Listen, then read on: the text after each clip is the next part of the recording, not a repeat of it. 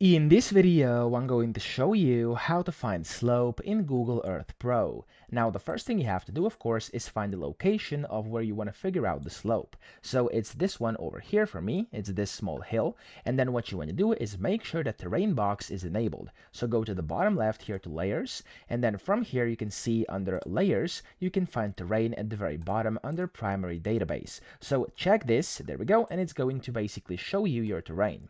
Now, whenever you've done that, you want to click on the ruler icon up top. If it's not showing, click on Tools and then Ruler.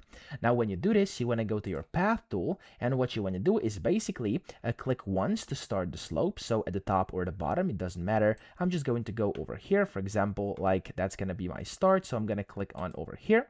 And then, of course, you want to click on the second point as well, which is going to be the other end. So I'm going to click on down here, and there we go. Then what you have to do is click on Show Elevation Profile over here, and it's going to show you the elevation profile. You can see max slope over here, average slope as well, and then of course the elevation chart over here as well. So that's how to do this. I hope this video helped you out. If it did, please subscribe to the channel and help me out as well.